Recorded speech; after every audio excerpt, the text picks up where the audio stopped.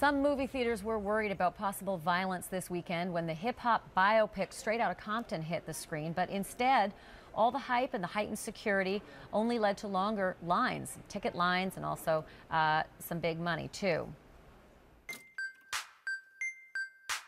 Cruising down the street in my 6'4".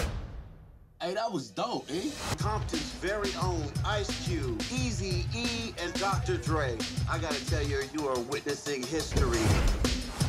Straight Outta Compton is the real-life story of the hip-hop group NWA with the backdrop of the late 80s LA gang culture and street life. And it made an estimated $56.1 million, a box office record for an R-rated movie debuting in August. It more than doubled its projections and more than tripled the weekend's #2 movie, Mission Impossible. Joining me now live from Atlanta, CNN law enforcement analyst Cedric Alexander, who's a member of the President's Task Force on 21st Century Policing.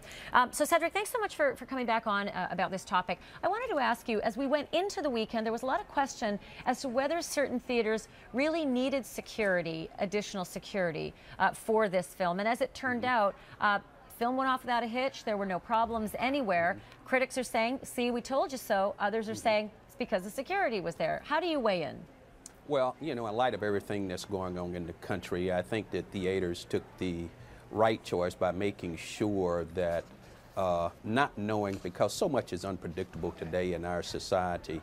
And of course, this is a movie that for some creates some concern, but however, there was no reported, that I'm aware of, no reported incidents. So I think that speaks hugely to the crowds that went to watch this movie.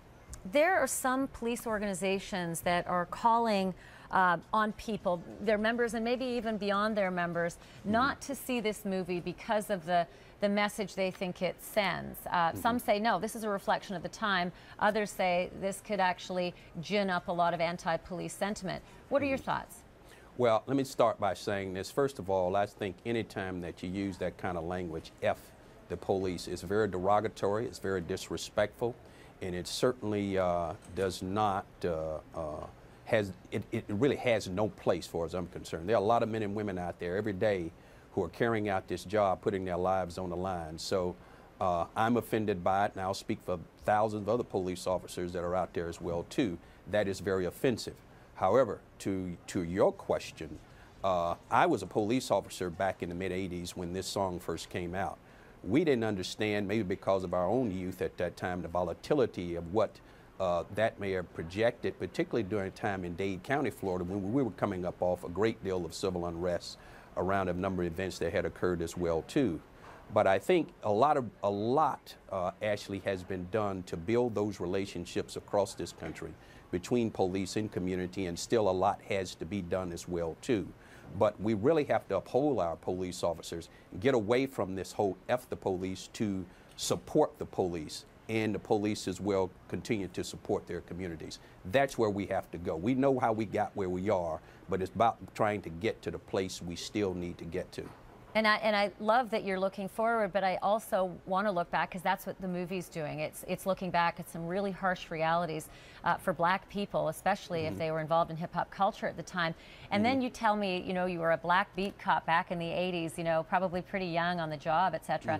Did you have a feeling for the dynamic at the time between officers and the black community? Did you feel a strangeness about it, or were you just learning the ropes from the get-go? Well, all of us were rather concerned about the lyric itself, F the police. It was hurtful to us because we knew what we were out there trying to do, not just black officers, white officers, Hispanic, Asian, men, women.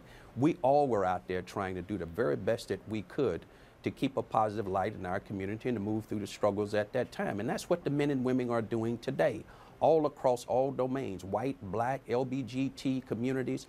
Everyone is working closely together to help bridge those gaps. So here again, as a young police officer, and those of us that were there during that time, we did not let it bother us. We stayed focused on what our mission was, and that was to serve and to protect.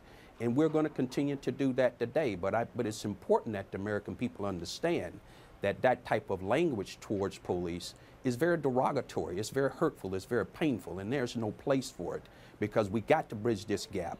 And that is what's critically important as we move forward into the 21st century. And that's what the whole 21st Century Task Force was about, moving and progressing policing, progressing our communities as well.